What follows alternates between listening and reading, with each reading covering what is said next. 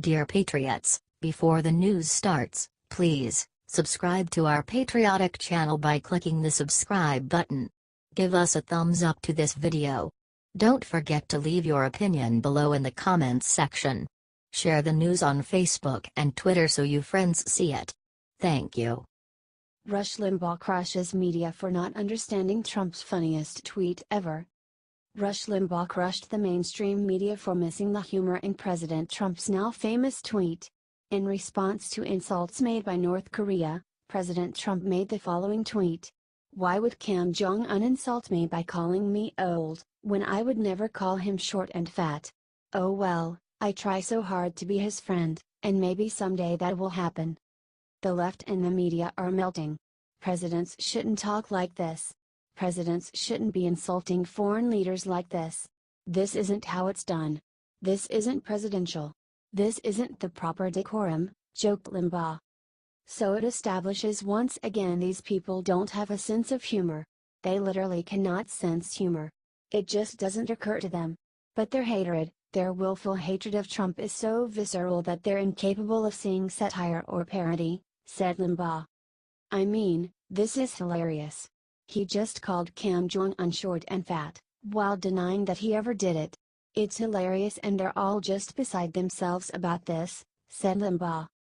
He went on to compare the media to a cat chasing a laser pointer.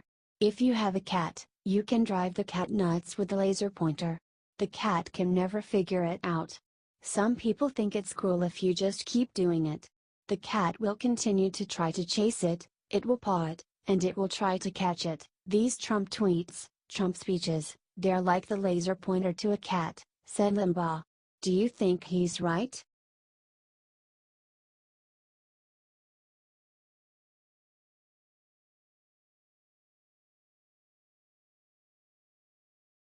CNN's Jake Tapper makes shocking confession on how his network has treated Bill Clinton's accusers.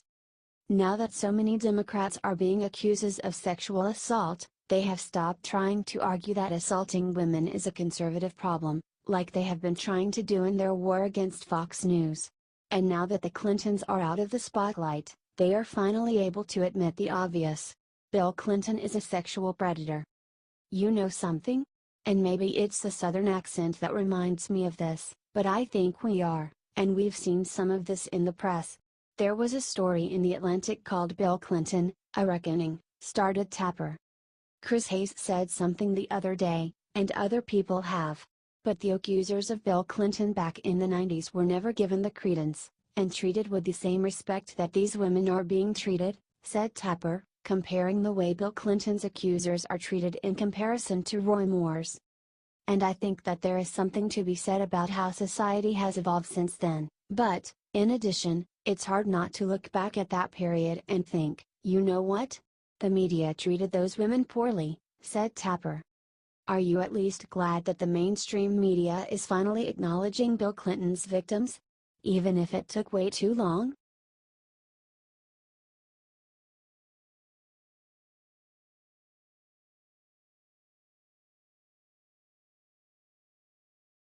This is not a question of innocence or guilt, Jeb Bush makes strange verdict on Roy Moore.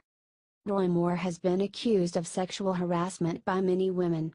However, there is not a lot of evidence which sparks a debate on how you treat the situation. According to Jeb Bush, Moore should drop out of the race for Senate, despite what the courts say. This is not a question of innocence or guilt like in a criminal proceeding, this is a question of what's right and what's wrong. Acknowledging that you're dating teenagers when you're 32 years old as assistant state attorney is wrong. It's just plain wrong, said Jeb. We need to stand for basic principles, and decency has to be one of those. In the really poisonous political environment we have right now, one of the rules I think has to apply is that when you attack somebody on the other party, and the other team, for doing something wrong, when it happens on your team you have an obligation, I think, to speak out as well, he said. Countless others have weighed in, including Ted Cruz. One of two things should happen. If these allegations are true, Judge Moore should drop out now. Today, started Cruz. The people of Alabama deserve to have the option of voting for a strong conservative who has not committed criminal conduct. Or 2, if these allegations are not true, then Judge Moore needs to come forward with a strong, persuasive rebuttal demonstrating that they are untrue, he said.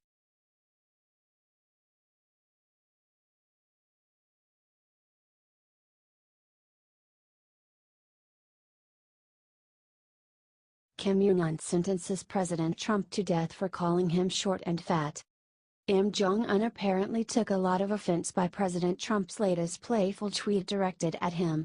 Why would Kim Jong-un insult me by calling me old, when I would never call him short and fat? Oh well, I try so hard to be his friend, and maybe someday that will happen, tweeted President Trump. Kim Jong-un did not see the humor in this. Ro Dong-sin-mun from the North Korean state-run media outlet KCNA wrote that Trump has been sentenced to death by the Korean people. Trump betrayed his true colors as an old lunatic, mean trickster and human reject during his 1 night and 2 days stay in South Korea, says the article published 4 days after Trump's tweet. The worst crime for which he can never be pardoned is that he dared malignantly hurt the dignity of the supreme leadership of the DPRK. Trump, who is no more than an old slave of money, dared point an accusing finger at the Sun. He should know that he is just a hideous criminal sentenced to death by the Korean people. He will be forced to pay dearly for his blasphemy any moment, they wrote. The one who violated the dignity of the people and insulted them should never expect their pardon. The Korean people will regard the face of Trump as a symbol of wolf-like U.S. imperialism and as a target of merciless retaliation and send him to the hell he likes so much to tout, they continued. Rabid dogs barking can never frighten the Korean people. It is the principle and way of the DPRK to toughly react to any acts of hostility. The U.S. will have to bitterly experience what it dislikes most and witness what it thought of in nightmare, they wrote. Wow, Kim Jong-un is a very sensitive guy.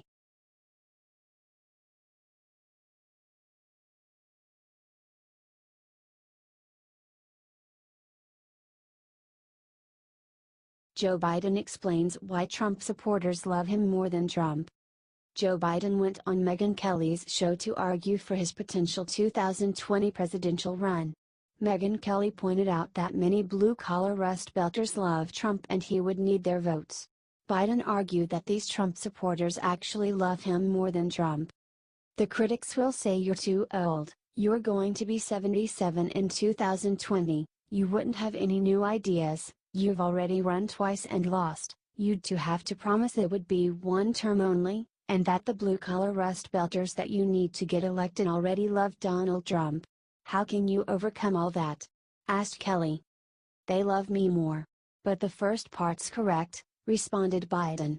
Well, I'm not sure I can overcome the front end, but I understand the Rust Belt. Donald Trump has no notion what those people are going through. If you take a look, and, it's not a criticism, it's an observation, 'cause look, but for 77,000 votes, this would be a different race now, said Biden. Come on, let's take a look at this, and, you know, they call me Middle Class Joe. It's not meant as a compliment in Washington, it means I'm not sophisticated. But I understand.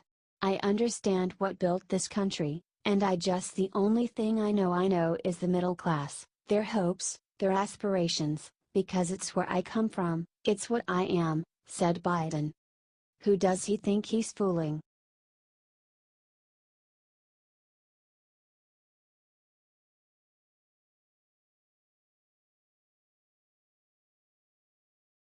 Trey Gowdy blasts Democrats for being hypocrites for awful thing they let Obama get away with. Trey Gowdy challenged Jeff Sessions during an congressional hearing. Gowdy gave a passionate speech about justice and called out Democrats for being hypocrites at the same time. I want to start with something that's very important to me, and I think it's important to all people in this country of good conscience, irrespective of their political ideation, and that's the independence of the Department of Justice. In my judgment, 2016 and 2017 have been challenging years for the Department of Justice, said Gowdy. Mr. Conyers asked you whether or not it was appropriate for the president to weigh in on an ongoing investigation. And of course, the answer to that is no. It is not appropriate.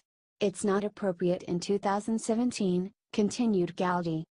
It wasn't appropriate when President Obama did it in the IRS targeting scandal. It wasn't appropriate when President Obama did it in the ongoing investigation into Hillary Clinton's server. It is never appropriate for a president to tell a Department of Justice what outcome it would reach.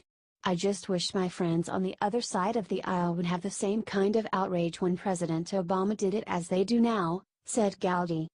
How do you restore people's trust, Republicans and Democrats, confidence in a Department of Justice when it seems like different rules apply depending on who's in power? Asked Gowdy. Sessions responded that we intend to do our work, according to the established principles of the Department of Justice. We will not be infected by politics or bias. We will only make decisions we believe are right and just.